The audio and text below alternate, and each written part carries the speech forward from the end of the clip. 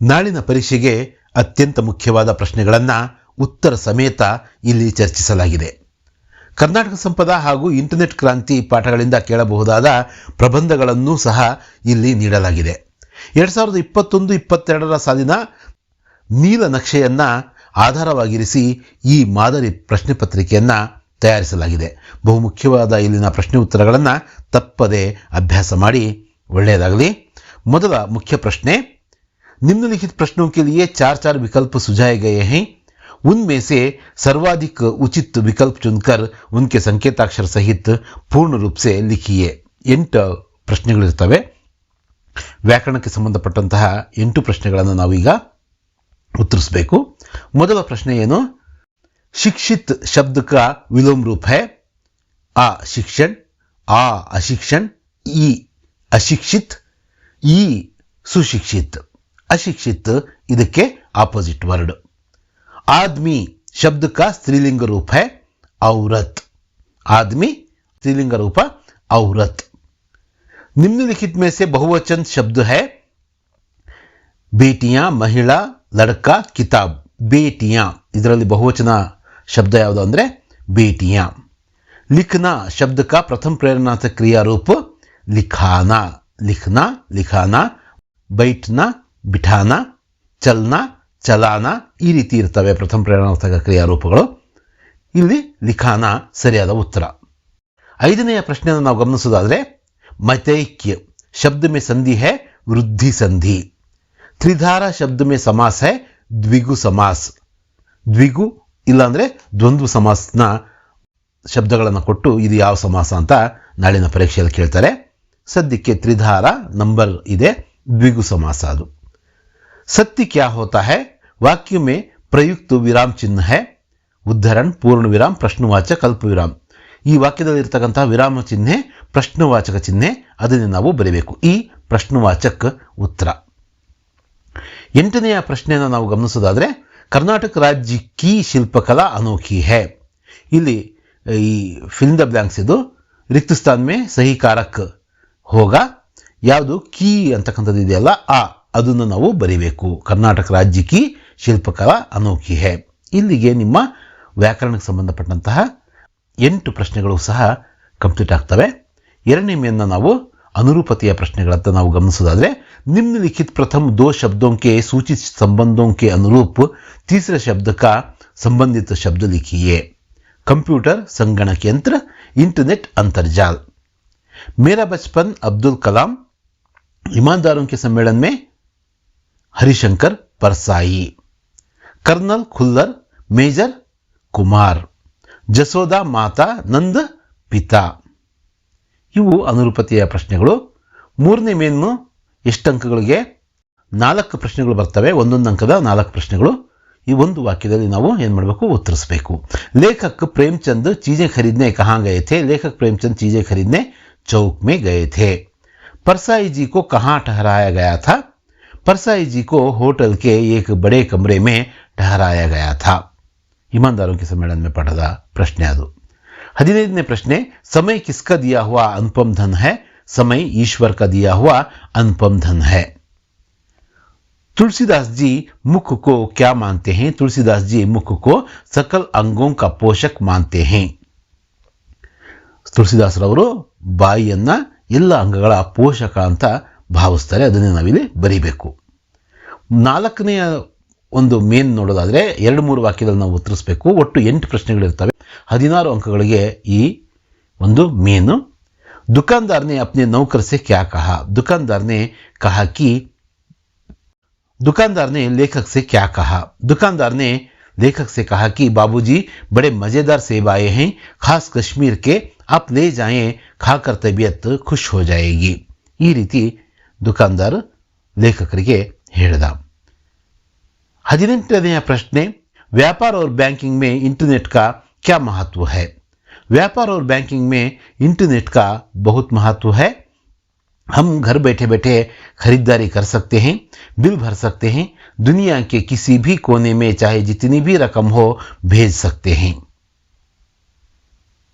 19ನೇ ಪ್ರಶ್ನೆಯನ್ನು ನಾವು ಗಮನಿಸೋದಾದರೆ अब्दुल कलाम जी का बचपन बहुत ही निश्चिंतता और सादगी में बीतने के कारण लिखिए। अब्दुल कलाम जी का बचपन बहुत ही निश्चिंतता और सादगी में बीता।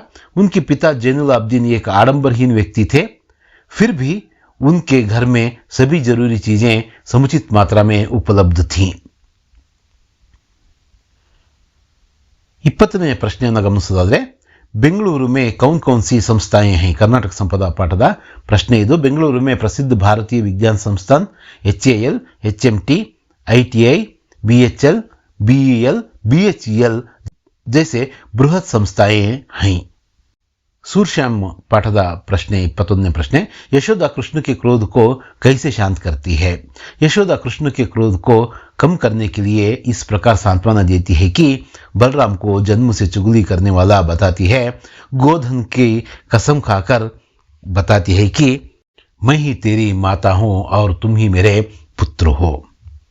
कवि दिनकर जी के अनुसार मानव का सही परिचय क्या है? कवि श्री दिनकर जी के अनुसार मानव का सही परिचय यह है कि वह आज सभी लोगों से स्नेही बनाए, एक दूसरे से अच्छे संबंध हो, मानव से मानव के बीच जो रुकावटें, द्वेष, दूरियां हैं उन्हें मिटाएं। यही मानव का सही परिचय है। पूरक वाचनದಿಂದ ಕೇಳಿರತಕ್ಕಂಥ 23 ಮತ್ತು 24ನೇ ಪ್ರಶ್ನೆಗಳನ್ನು ನೋಡೋಣ। शनि का निर्माण किस प्रकार हुआ है, अथवा शनि का वायुमंडल का निर्माण किस प्रकार हुआ है ಅಂತ ಕೇಳಬಹುದು। शनि ग्रह का निर्माण हाइड्रोजन, हीलियम, मीथेन तथा एमोनिया से हुआ है। अथवा शनि किसका पुत्र है? शनिश्चर का अर्थ क्या है? शनि सूर्य का पुत्र है। शनिश्चर का अर्थ है धीमी गति से चलने वाला। ಹಾಗೆ सत्य की महिमाದಿಂದ ಇರತಕ್ಕಂಥ ಪ್ರಶ್ನೆಗಳಿವು। सत्य क्या होता है, उसका रूप कैसे होता है? ಇಲ್ಲಿ किसे होता है ಅಂತಿದೆ, ಅದು कैसे ಅಂತ ಮಾಡ್ಕೋಬೇಕು। सत्य बहुत भोला भाला होता है और सीधा साधा होता है, उसका रूप सरल होता है। सत्य की शक्ति के बारे में महात्मा गांधी जी का कथन क्या है? सत्य की शक्ति के बारे में महात्मा गांधी जी का कथन है कि सत्य एक विशाल वृक्ष है, उसका जितना आदर करें उतने फल उसमें उगते हैं। 5ನೇ ಮೇನು 9 ಪ್ರಶ್ನೆಗಳಿರ್ತವೆ, 3 ಅಂಕದ ಪ್ರಶ್ನೆಗಳಿವು, 27 ಅಂಕಗಳಿಗೆ ತುಂಬ ಮುಖ್ಯವಾದಂತಹ ಮೇನ್ ಇದು। ಇಲ್ಲೇ ನೀವು ಓದ್ಕೋಬೇಕಾಗಿರ್ತಕ್ಕಂಥದ್ದು, ಈ ಲಾಂಗ್ ಆನ್ಸರ್ಗಳು ತುಂಬ ಇಂಪಾರ್ಟೆಂಟ್ ಆಗ್ತವೆ। गिल्लू के प्रति महादेवी वर्मा जी की ममता का वर्णन कीजिए। गिल्लू के प्रति महादेवी वर्मा जी की ममता का वर्णन इस प्रकार है। महादेवी वर्मा जी बाल विधवा थीं, इसलिए उनके सभी पालतू जानवर उन्हें अपने संतान समान थे। गिल्लू पर भी उनका प्रेम इसी प्रकार का था। वे उसे अपने पास बिठाकर खाना खिलाती थी, उसे रहने का खास प्रबंधन किया था। गिल्लू भी उनको बहुत प्यार करता और हमेशा उनके पास रहना चाहता था। 26ನೇ प्रश्न, शमसुद्दीन अखबारों के वितरण का कार्य कैसे करते थे? शमसुद्दीन कलाम जी के चचेरे भाई थे। वे रामेश्वरम में अखबारों के एकमात्र वितरक थे। अखबार पामबन से रामेश्वरम के स्टेशन पर सुबह की ट्रेन से पहुंचते थे। इस अखबार एजेंसी को शमसुद्दीन अकेले ही चलाते थे। अखबार की कुल 1000 प्रतियां बिकती थीं। संचार व सूचना के क्षेत्र में इंटरनेट का क्या महत्व है? संचार व सूचना के क्षेत्र में इंटरनेट का बहुत महत्व है। पहले इस क्षेत्र में दूरभाषा और चिट्ठी का प्रयोग होता था। अब ज्यादा खर्च किए बिना कोई भी विचार हो, चित्र हो, वीडियो चित्र हो, पल भर में दुनिया के किसी भी कोने में भेजना साध्य हो रहा है। महिला की साहस गाथा पाठ से क्या संदेश मिलता है? महिला की साहस गाथा पाठ एक महिला की साहस गाथा है। इस पाठ से उन सभी को धीरज मिलता है जो अपने आप को कम या कमजोर समझते हैं। साथ ही यह आत्मविश्वास मिलता है कि प्रयत्न करने से कठिन लक्ष्य को भी प्राप्त कर सकते हैं। यह साहस गाथा स्त्रियों के गौरव को बढ़ाती है, बच्चों में सपने देखने तथा उन्हें पूरा करने का साहस को भरती है। कर्नाटक के प्राकृतिक सौंदर्य का वर्णन कीजिए ಅಂತ ಕೇಳಿದರೆ, ಅಥವಾ प्रकृति सौंदर्य का वर्णन कीजिए ಅಂತ ಕೇಳಿದರೆ, कर्नाटक के प्राकृतिक सौंदर्य नयन मनोहर है। दक्षिण दिशा में नीलगिरी की पर्वतमालाएं शोभायमान हैं। अरबी समुद्र पश्चिम दिशा में है। कावेरी, कृष्णा, तुंगभद्रा आदि कर्नाटक की प्रमुख नदियां हैं। जोग, अब्बी, गोकाक, शिवन समुद्र आदि यहाँ के जलप्रपात हैं। दक्षिण से उत्तर के छोर तक फैली लंबी पर्वतमालाओं को पश्चिमी घाट कहते हैं। इन्हीं घाटों का कुछ भाग सह्याद्री कहलाता है। मातृभूमि का स्वरूप कैसे सुशोभित है? मातृभूमि का स्वरूप अत्यंत सुशोभित है, क्योंकि मां के एक हाथ में न्याय पताका तथा दूसरे हाथ में ज्ञानदीप है। न्याय और ज्ञान द्वारा मां बच्चों का मार्गदर्शन कर रही है, अर्थात मां अपने बच्चों में सबको आगे बढ़ने का अवसर प्रदान करती है। समय का सदुपयोग कैसे करना चाहिए? समय का सदुपयोग करना चाहिए, हम आलस को छोड़कर सही समय पर सही काम करना चाहिए, क्योंकि पल पल से ही जीवन बनता है। इस जीवन को अगर हम सार्थक बनाना चाहते हैं तो समय का सही उपयोग करना चाहिए। निम्नलिखित दोहे का भावार्थ अपने शब्दों में लिखिए ಅಂತ ಕೇಳಿದರೆ, ತುಳಸಿ ಸಾಥಿ ವಿಪತ್ತಿಗೆ ವಿದ್ಯಾ ವಿನಯ್ ವಿವೇಕ್ ಸಾಹಸ ಸುಕೃತಿ ಸುಸತ್ಯ ವ್ರತ್ ರಾಮ್ ಭರೋಸೋ ಏಕ್। भावार्थ ಏನಂದ್ರೆ, इस दोहे को श्री तुलसीदास जी से कृत तुलसी के दोहे से लिया गया है। ಯಾವುದೇ ಒಂದು दोहे ಕೇಳಿದ್ರು ಕೂಡ ಈ ಲೈನ್ ನ ಬರೀಬೇಕು। प्रस्तुत दोहे में श्री तुलसीदास जी कह रहे हैं कि इल्लीवರೆಗೂ बरदो, व्यक्ति को उसकी विपत्ति या संकट के समय में ये 7 गुण साथ देते हैं। वे हैं विद्या, विनय, विवेक, साहस, सत्यनिष्ठा, सत्कर्म और राम में या भगवान में आस्था। मतलब इन गुणों के रहने से हम कष्ट के समय को पार कर पाते हैं। गद्यांश का अनुवाद कीजिए ಅಂತ ಕೇಳಿದರೆ, कर्नाटक की प्राकृतिक सुषमा नयन मनोहर है। पश्चिम में विशाल अरबी समुद्र लहराता है। इसी प्रांत में दक्षिण से उत्तर की छोर तक फैली पर्वतमालाओं को पश्चिमी घाट कहते हैं। ಕರ್ನಾಟಕದಲ್ಲಿ ಪ್ರಕೃತಿ ಸೌಂದರ್ಯವು ನಯನ ಮನೋಹರವಾಗಿದೆ. ಪಶ್ಚಿಮದಲ್ಲಿ ವಿಶಾಲವಾದ ಅರಬ್ಬಿ ಸಮುದ್ರವಿದೆ. ಇದೇ ಪ್ರಾಂತ್ಯದಲ್ಲಿ ದಕ್ಷಿಣದಿಂದ ಉತ್ತರದ ಅಂಚಿನವರೆಗೂ ಹರಡಿರುವ ಉದ್ದನೆಯ ಪರ್ವತ ಮಾಲೆಯನ್ನು ಪಶ್ಚಿಮ ಘಟ್ಟಗಳೆನ್ನುವರು। निम्नलिखित प्रश्नों का उत्तर 5-6 वाक्यों में लिखिए। 4 अंकದ ಪ್ರಶ್ನೆಗಳಿವು, 2 ಪ್ರಶ್ನೆಗಳು। ಇಲ್ಲಿ ಆಪ್ಷನ್ಸ್ ಇರ್ತವೆ। पंडित राजकिशोर का मानवीय व्यवहार के बारे में लिखिए ಅಂತ, ಇನ್ನೊಂದು ಬಸಂತನ ಕುರಿತಾದಂತಹ ಪ್ರಶ್ನೆ। ಇವೆರಡೂ ಪ್ರಶ್ನೆಗಳು ಬಹಳ ಮುಖ್ಯ, ನೀವು ಗಮನಿಸಬೇಕು। पंडित राजकिशोर का मानवीय व्यवहार का परिचय। राजकिशोर एक मानवतावादी हैं। वे मजदूरों के लिए काम करते हैं।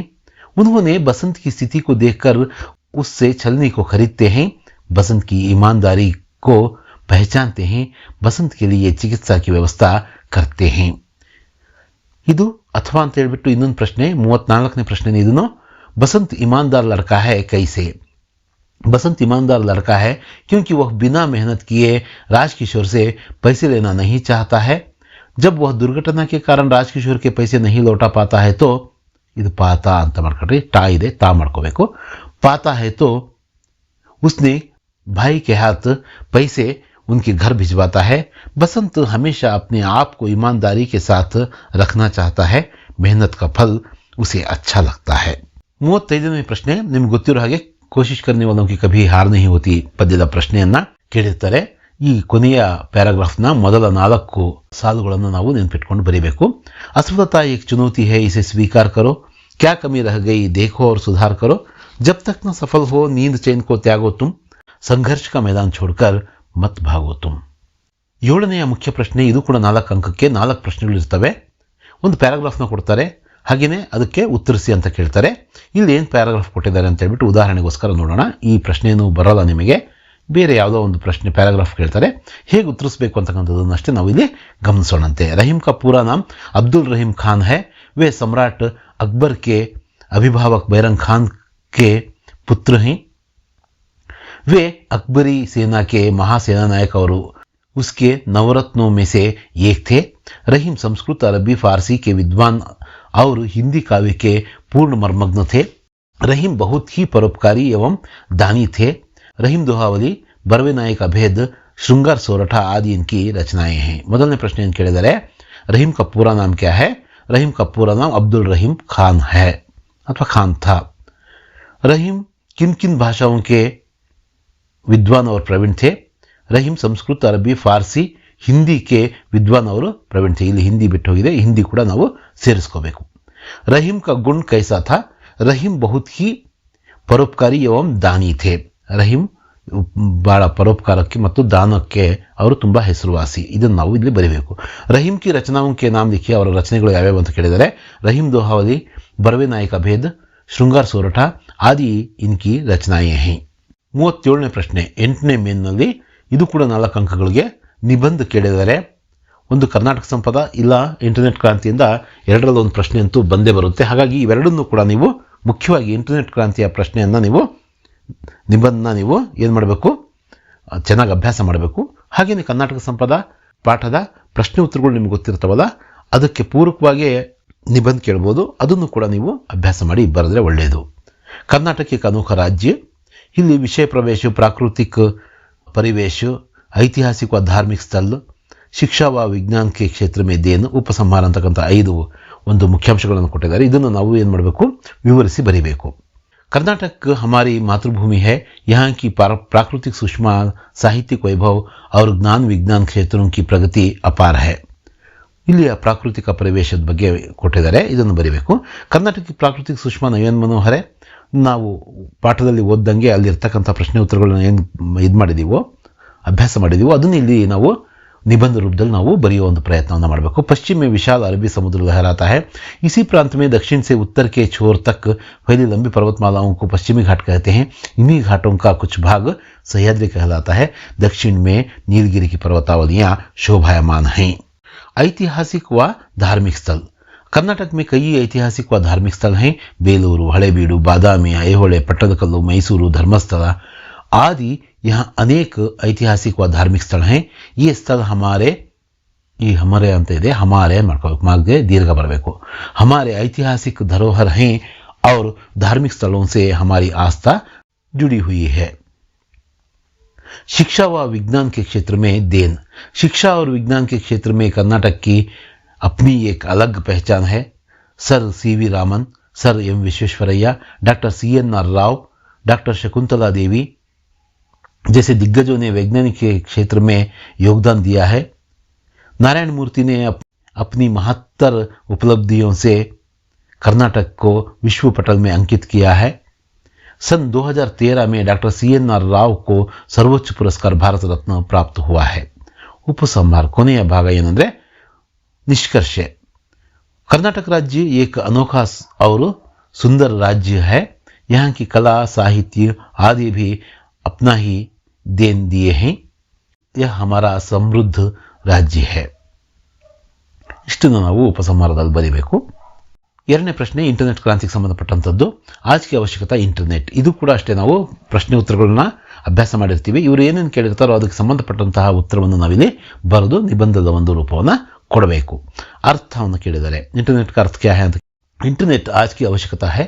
यह हमारे जीवन को सुविधाजनक बनाया है. क्रांतिकारी परिवर्तन हुआ है. ಇದು ಪ್ರಸ್ತಾವನೆ ಪೀಠಿಕೆ. इंटरनेट का अर्थ क्या है ಅನ್ನೋದಕ್ಕೆ ಇಲ್ಲಿ ಉತ್ತರ ಬರೀತಾ ನೋಡ್ರಿ. इंटरनेट अनगिनत कंप्यूटरों के कई अंतर्जालों का एक दूसरे से संबंध स्थापित करने का जाल है. ಇಂಟರ್ನೆಟ್ का उपयोग, ಇಂಟರ್ನೆಟ್ನ ಉಪಯೋಗ ಏನು ಅಂತ ಕೇಳಿದರೆ ಇಡೀ ಪಾಠನೇ ಉಪಯೋಗ ಮತ್ತು ಲಾಭಗಳ ಬಗ್ಗೆ ಮಾತಾಡಿದೆ. ಅದನ್ನು ನಾವಿಲ್ಲಿ ಬರೀಬೇಕು. इंटरनेट का उपयोग हम सब लगभग सभी क्षेत्रों में कर रहे हैं. इंटरनेट के द्वारा पल भर में बिना ज़्यादा खर्च किए कोई विचार हो, स्थिर चित्र हो, वीडियो चित्र हो, दुनिया के किसी भी कोने में भेज सकते हैं. इसके द्वारा घर बैठे खरीदारी कर सकते हैं. इंटरनेट बैंकिंग द्वारा दुनिया के किसी भी जगह पर चाहे जितनी भी रकम हो भेज सकते हैं. इंटरनेट से लाभ, इंटरनेट से कई सारे लाभ हैं. यह सचमुच एक वरदान है. चिकित्सा, कृषि, अंतरिक्ष ज्ञान, विज्ञान, शिक्षा, बैंकिंग, रक्षा दल आदि क्षेत्रों में इससे कई लाभ हो रहे हैं. IT और ITES संस्थाओं का प्रवेश इंटरनेट से संभव हुआ है. ई गवर्नेंस, सोशल नेटवर्किंग भी इसी की देन है. उपसंहार, निष्कर्ष. इंटरनेट हमारे जीवन को बहुत प्रभावित किया है. यह एक और वरदान है तो दूसरी ओर अभिशाप भी है. इसलिए हम सब इंटरनेट से सचेत रहना चाहिए. ಕೊನೆಯ ಭಾಗಕ್ಕೆ ನಾವು ಬಂದಿದ್ದೀವಿ. 5 ಅಂಕದ ಪತ್ರವನ್ನು ಕೇಳಿದರೆ ನಾವು ಕಾಮನ್ ಆಗಿ ಏನು ಮಾಡ್ತೀವಿ, ಚುಟ್ಟಿ ಪತ್ರವನ್ನು ಬರಿತೀವಿ. ಯಾವುದಾದ್ರೂ ಕಾರಣವನ್ನು ತಿಳಿಸ್ತಾ 4 ದಿನದ ರಜೆಯನ್ನು ನಿಮ್ಮ ಪ್ರಧಾನಾಧ್ಯಾಪಕರಲ್ಲಿ ಕೇಳ್ರಿ ಅಂತ ಪ್ರಶ್ನೆ ಕೇಳಿದರೆ ನಾವು ಅದಕ್ಕೆ ಉತ್ತರವನ್ನು ಹೀಗೆ ಬರೀಬೇಕು. ಮೊದಲು ನಮ್ಮ ಅಡ್ರೆಸ್ಸು, ಪ್ರೇಷಕ್, ನಮ್ಮದು ಏನು ಹೆಸರಿರುತ್ತೋ ಅದನ್ನು ಬರೀಬಹುದು. ಇಲ್ಲಿ ಪ್ರಶ್ನೆ ಉತ್ತರ ಪತ್ರಿಕೆಯಲ್ಲಿ ಬರೀಬಾರ್ದು ಅಂತಾರಲ್ಲ, ಅದು ಹಾಗಾಗಿ ಅಂತ ಬರೆದಿದ್ದೀವಿ. 10वीं कक्षा ಸರ್ಕಾರಿ ಪಾಠಶಾಲಾ ಚಿತ್ರದುರ್ಗ, ನೀವು ನಿಮ್ಮ ಊರಿನ ಹೆಸರನ್ನು ಹಾಕ್ಬೋದು. ಸೇವಾ में प्रधानाचार्य सरकारी पाठशाला चित्रदुर्गा. मान्य महोदय, विषय छुट्टी के लिए निवेदन पत्र. आपसे निवेदन है कि मेरी तबीयत ठीक नहीं है. ಹೈ, ಅದು ಹೈ ಅಂತ ಇದೆ ನೋಡ್ರಿ, ಹೈ ಅದು ಚುಕ್ಕಿ ಬೇಕಾಗಿಲ್ಲ. ಇಸ್ಲಿಯೇ ಮೈ 4 दिन तक पाठशाला नहीं आ सकता अथवा आ सकती, मुझे आज से 4 दिन तक छुट्टी प्रदान करने की कृपा करें, धन्यवाद. स्थान चित्रदुर्ग, दिनांक 8/4/2022. आपका आज्ञाकारी छात्र अथवा आपकी आज्ञाकारी छाತ್ರ IE. ಇಷ್ಟನ್ನ ನಾವು ಬರೆದ್ರೆ 5 ಅಂಕಗಳಿಗೆ 5 ಅಂಕಗಳು ಬರ್ತವೆ ನೋಡಿ. ಇದು ಎಷ್ಟು ಸಿಂಪಲ್ ಆಗಿ ಬಾಡಿ ಆಫ್ ದ ಲೆಟರ್ ಅಂತ ಕರಿತೀವಲ್ಲ, ಇದು ವಿಷಯ ಎಷ್ಟು ಸಿಂಪಲ್ ಆಗಿ ಬರೀಬೇಕು. ಯಾಕಂದರೆ ತಪ್ಪುಗಳು ಬರೀದಿಲ್ದಂಗೆ ತುಂಬ ಈಸಿಯಾಗಿ ನಾವು 5 ಅಂಕಗಳನ್ನು ನಾವು ಈ ಫ್ರಮ್ ಅಡ್ರೆಸ್ಸು, ಟು ಅಡ್ರೆಸ್ಸು ಹಾಗೂ ಈ ಸಂಬೋಧನೆ ಮಾಡ್ತಕ್ಕಂಥದ್ದು ವಿಷಯ, ಈ ಸ್ಥಳ ಮತ್ತು ದಿನಾಂಕ ಇವನ್ನೆಲ್ಲವನ್ನು ನಾವು ಬರೆದ್ರೆ 5 ಅಂಕಗಳಿಗೆ 5 ಅಂಕಗಳನ್ನ ತುಂಬ ಈಸಿಯಾಗಿ ನಾವು ಪಡ್ಕೋಬಹುದು.